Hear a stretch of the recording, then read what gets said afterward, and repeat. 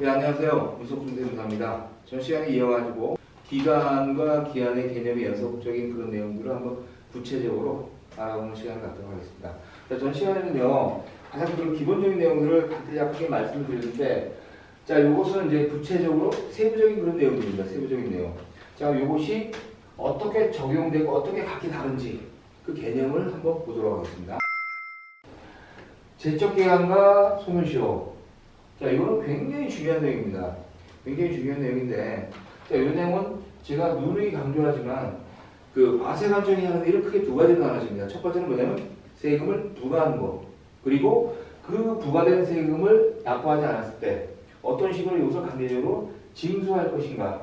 그 징수할 수 있는 권리가 언제부터 언제까지인가. 그 규정되어 있는 것이 요 소멸시효입니다. 이해되시죠? 그래서 제척기간과 소멸시효, 그리고 기수시기, 법정기일 각각 다른 개념인데, 자, 일단 제척기간부터 보도록 하겠습니다.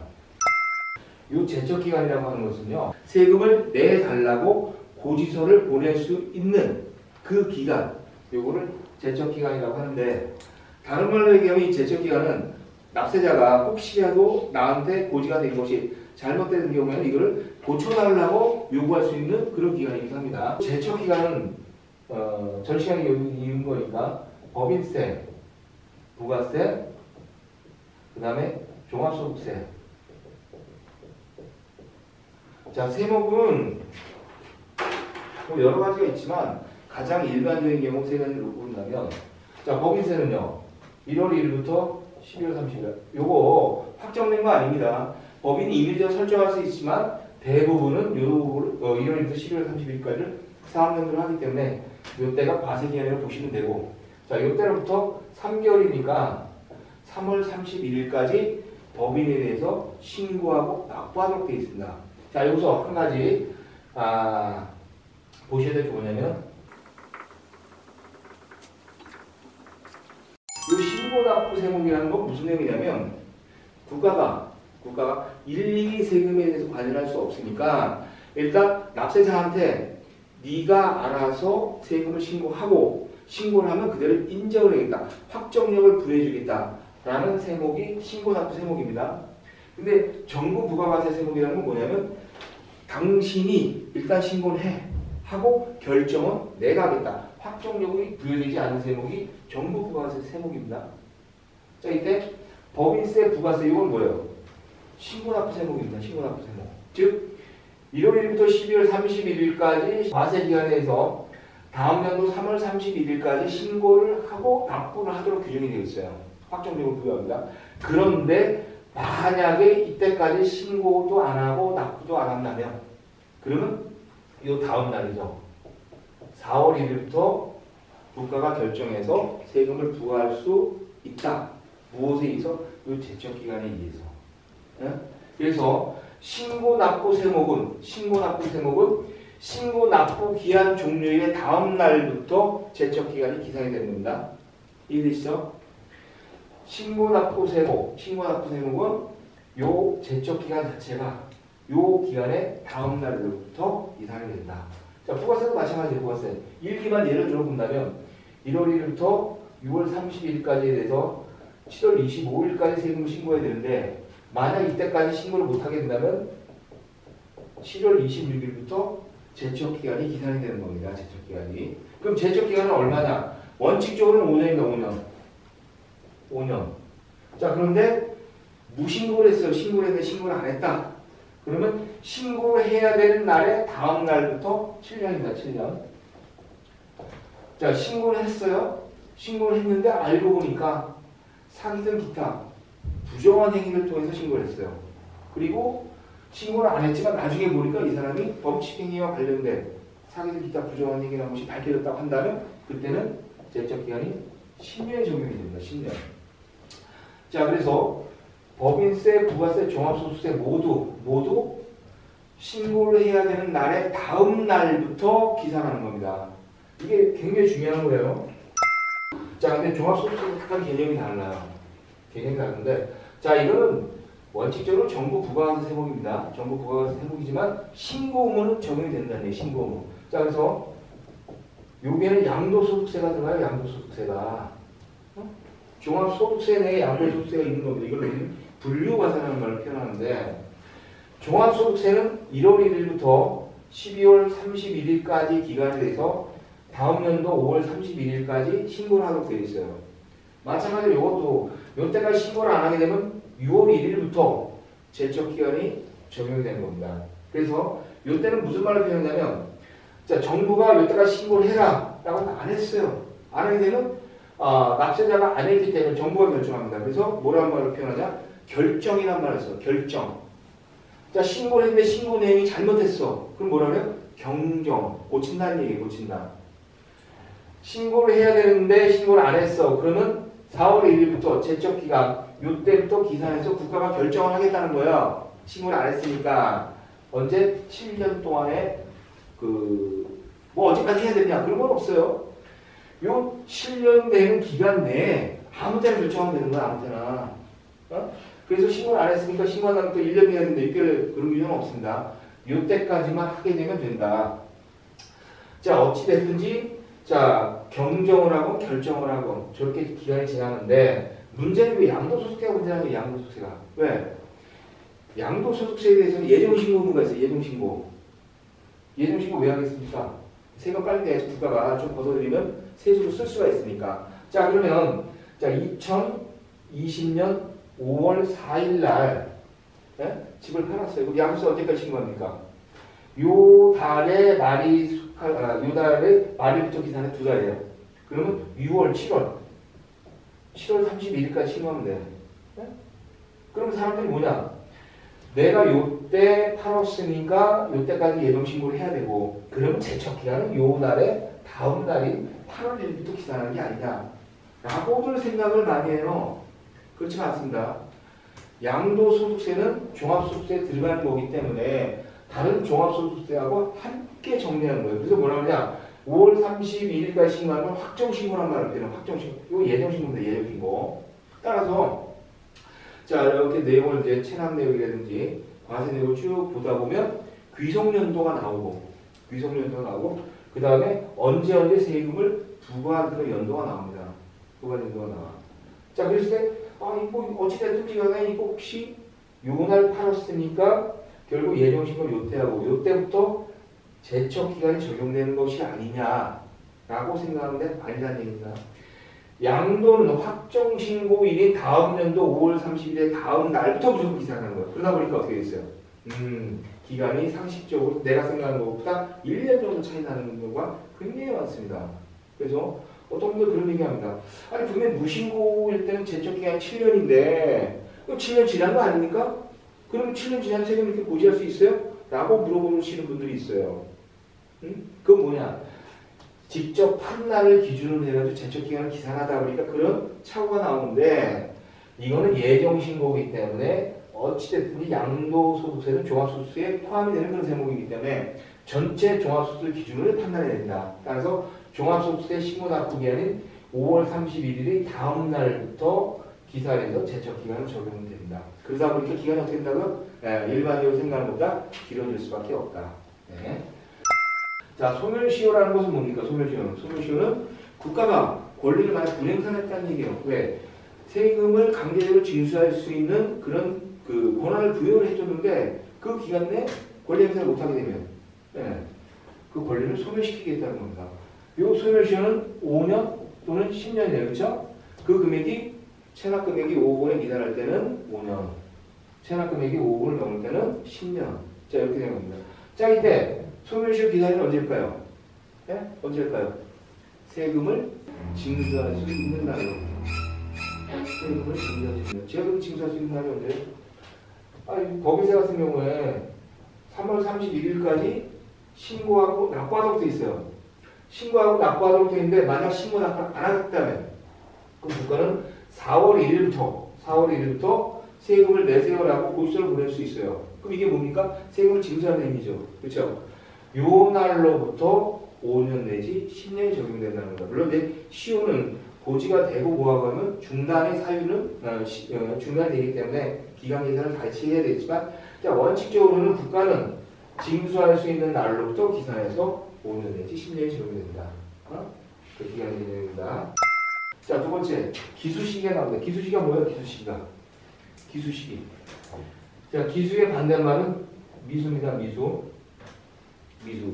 이게 무슨 얘기냐면 범죄가 완성된 시점이 기수고 범죄가 완성되지 못한 미수예요. 미수. 그렇죠? 세금은 미수범에 대해서 처벌하지 않는 게 원칙이에요. 물론 예외 경우는 있습니다만 미수범에 대해서 불벌한다. 처벌하지 않는다. 즉 세금을 포탈하려고다가 걸렸다든지 세금을 포탈하려는 마음만 먹었다. 요거는 처벌하지 않는다는 얘기예요.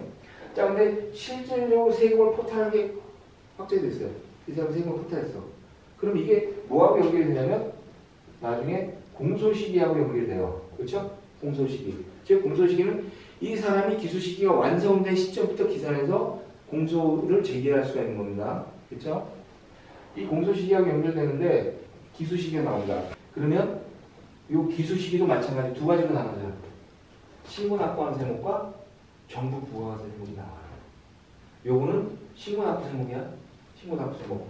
그러면 요 시점이 지나면 요때서부터 해서 요 3월 31일까지 해서 세금을 납부해야 되는데 요 시기가 지나면 기수범이 되는 거예요. 기수범. 응? 기수범. 그러니까 이때 어떤 행위를 해가지고 3월 30일이 지나면 4월 1일 시점부터 이 사람은 기수범이 되는 겁니다. 즉 범죄가 완성이 된 거예요. 조세 부탈에 대한 범죄가 완성이 됐어요.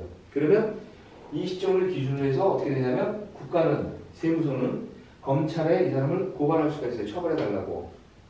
조세부 처벌법과 절차법에 보면 세무공무원이 고발하지 않으면 검찰에서 검사가 직접적으로 공소권을 제기할 수가 없어요. 이거 굉장히 중요한 판례인데 과거에 검사가 세무공무원이 고발이 없음에도 불구하고 스스로 그 공소권을 제기하는 경우가 있어요. 그때 무죄가 나왔습니다. 공소권이 없음으로 결정됐기 때문에. 근데 마찬가지로 요 기수라고 하는 건 조세 포탈범으로 확정된 걸 언제로 볼 것이냐. 즉 이 사람이 언제 실제로 이제 범죄가 완성됐냐. 그 시점을 보는데 그 시점이 신고 납부하는 세목은 신고 납부해야 되는 날의 다음 날부터 계산하고 그 다음 정부 부과 세목이 나옵니다. 대표적인 증여세, 상속세. 이건 뭐야? 고지서상 납부기한. 네, 고지서상 납부기한 종료일에 다음 날부터 계산한다는 얘기. 그래서 세목이 뭔가를 봐야 돼. 이게 신고 납부하는 세목이냐 정부 부과 세목이냐를 봐야 된다는 얘기지. 그래서 신고납부 세목일 때는 신고납부기한의 다음 날부터 기수시기가 완성된 걸 보고 그 다음에 정부 부과하는 세목에 대해서는 고지서상 납부기한이 경과되면 기수범으로 본다. 이 내용이에요. 그래서 간혹가다 물어본다고 이렇게 세금이 이렇게 됐습니다. 자, 그러다 보니까 뭐야? 조세범 처벌법에서 처벌하는 경우들이 나와요. 대표적인 어떤 경우입니까? 뭐 자료상이라든지 가득강이라든지 이런 경우는 나와요. 그러니까 반사회적인 행위에 따른 그런 처벌 내용들이 나온다고. 그때 처벌과 관련된 나오는 내용이 바로 이렇게 보면 된다. 자, 그 다음에 마지막으로 일단 오늘 시간 마지막입니다. 법정기일이란 말이 나와요. 법정기일. 법정기일이 뭡니까? 법정기일. 자, 법정기일이라고 하는 것은 국세의 우선권하고 관련된 게 국세의 우선권. 이게 무슨 내용이냐면 어떠한 재산에 대해서 여러 기관에서 경합을 합니다. 경합.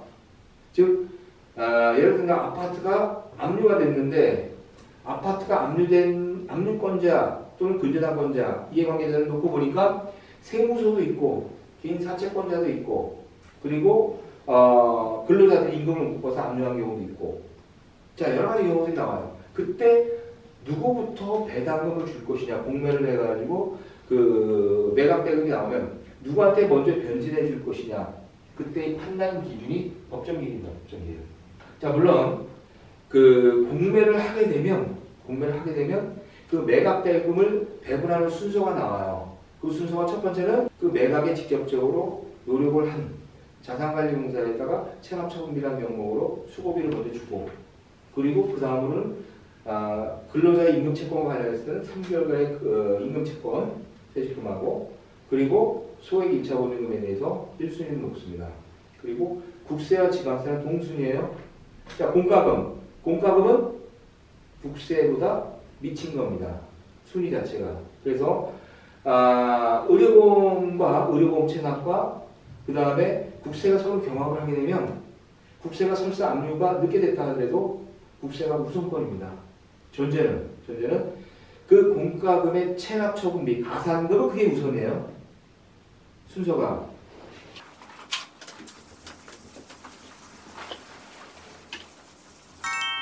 자, 집이 있어,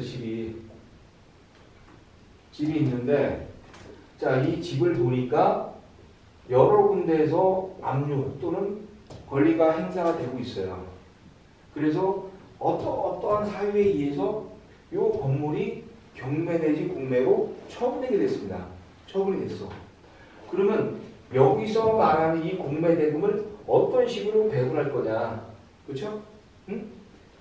배분 순서가 어떻게 되냐 이거예요. 배분 순서가. 자, 이때 1순위가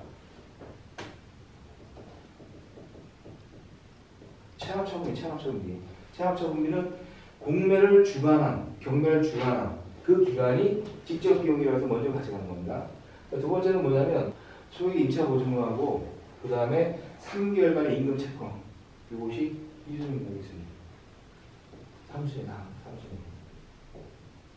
당의 재산에 부과된 세목이니까 상속세나 징해세나 종합부동산세 이게 이제 당했어요. 이거 뭐 별로 중요하지 않고. 자, 그 다음에 네 번째로 나온 게 이거야 이제. 자, 근저당, 전세권, 질권, 저당권이에요. 제일 많이 나온 게 근저당입니다. 근저당하고 그 다음에 국세하고 경합이 돼, 경합. 그럼 누가 먼저 이거에 대해서 변제를 받아야 되느냐? 그걸 나눈 게 법정기예요, 법정기. 그럼 법정기. 자, 우리가 이제 부가세 같은 경우 신고를 하잖아요, 그렇죠? 신고. 그 다음에 신고 납부하는 세목 말고 정부 부가가 부가세목. 신고 납부하는 세목은 신고이고 정부 부가세 세목은 고지서 발송이래요. 발송이. 그러니까 무슨 얘기냐? 고지서를 발송을 세금을 내라고 발송을 했는데 그 전에 전세권, 질권, 저당권이 설정돼 있으면 이 사채권이 우선한다는 얘기. 사채권이. 고지서를 세금을 내세우라고 발송을 했는데 그 이후에 저당권이 설정이 돼 있다면 국세가 먼저 한다는 얘기입니다. 그래서 내가 이 얘기를 왜 하냐면 약간의 시기가 다 달라. 그리고 어떤 사람들은 뭐라고 얘기하냐면 국세가 세금이 무조건 우선하는 거 아닙니까? 라고 생각하는 사람들이 굉장히 많아요. 국세가 우선한다. 여기도 뭐 국세 우선권이 나와 있는데 여기서 국세 우선권이라는 건 무조건적으로 우선하는 것이 아니라 일정한 요건을 갖춰야지 국세가 우선하는 것이지 무조건적으로 우선하는 건 아니다. 그래서 간혹가다 또 요걸 갖고 얘기하는 사람이 있어요. 뭐냐면 의료보험. 의료보험 체납에 갖고 있는데 이 의료보험 체납이 만약 발생하게 되면 이때는 어떻게 되냐? 국세가 무조건 선순위다. 그러면 이 의료보험은 다음 순위로 내려간다는 얘기예요. 그런데 국세 이전에 의료보험 체납에 대해서 의료보험공단이 먼저 압류를 해버렸어요. 압류를 했는데 그럼 얘네가 우선이냐? 그건 아니고 설사 먼저 압류를 했다 하더라도 국세보다는 후순위다. 그러나 의료보험에 대한 가산금 있잖아요. 가산금. 그거는 얘네가 먼저 압류했다면 그거는 국세보다 우선한다는 얘기예요. 분류를 해가지고 됩니다. 분류. 응? 그때 적용되는 날짜가 법정기이다. 이렇게 보시면 된다는 얘기죠. 그래서 정리를 해본다면 하여튼 세법 보다 보면 굉장히 많아. 기간이. 기산점은 언제 넣고 만료점은 언제 넣고 그 다음 권리 행사를 언제 할 수 있고 언제가 종료한다. 굉장히 시점들이 많이 나와. 그러면 자, 간혹 가다가 우리가 이제 부동산을 압류해가지고 그 다음에 공매가 넘어갔어요. 자, 그러다 보면 실익이 있는 압류냐 실익이 없는 압류냐에서 따져봐야 되고 때로는 세무 공무원이 잘못해가지고 납세자한테 피해가 오는 경우들도 있어요. 지난번에도 왔습니다만은 여기 보시면 이렇게 나와있어요. 당했어요. 당의 재산에 부과된 세목은 선수된 그 무조건. 그럼 무슨 얘기냐? 나중에 이렇게 공매가 완료되면 채권자들이 내가 얼마를 받아야 된다고 다 청구를 하죠. 그렇죠? 그러면 순위를 정리를 해서 법원 또는 자산관리공사에서 돈을 나눠줍니다. 이건 청구를 안 해버렸어요. 우선순위임에도 불구하고 청구를 안 해요. 그럼 누가 책임져야 돼? 받을 수 있음에도 불구하고 청구를 안 하면서 못 받게 되는 그런 경우들이 종종 발생한다. 그랬을 때 아니 당일세가 있는데 왜 못 받았을까요? 라고 무엇인가를 검토하고 좀 조언해 줄 수가 있어야 되는데 그건 바로 이러한 배분 순서에 입각하기 때문에 그렇다. 이때 꼭 봐야 될 게 바로 여기 나와 있는 법정기 기간입니다. 기간. 이 시점 봐야 된다. 그래서 세법에는 어떤 경우에는 어떤 그 규정이 적용되고 또 이런 경우에 이런 게 적용되고 그런 내용이 굉장히 많아요. 그것이 기간과 기한 또는 시점과 관련된 그런 내용이기 때문에 그런 부분들은 반드시 또 정리를 해야 되고 그런 거를 알고 있는 상태에서 과연 이것이 적법 절차가 준수되었냐 준수되지 않느냐 따져볼 수 있다는 얘기죠. 즉 기간이 이렇게 쭉 있는데 기본적으로 이 기간을 경과해서 뭐 부과했다든지 기간을 경과해서 징수했다든지 그러면 절차 위반이죠. 그렇죠? 자 그런 의미에서 적법 절차의 원칙에서 제일 먼저 숙지를 해야 될 사항은 바로 기간과 기한의 개념이다. 그래서 그거를 알고 어떤 일을 보든지 간에 판단의 기본을 삼아야 된다. 자 이렇게 보시면 되겠습니다. 오늘은 적법 절차의 원칙 중에서 첫 번째, 두 번째 기간 그리고 어떤 시점에 대해서 간략하게 설명했는데 아무튼 굉장히 중요한 사항이니까 꼭 숙지하기 바랍니다. 자 오늘은 여기까지 하겠습니다. 다음 시간에 뵙도록 하겠습니다. 감사합니다.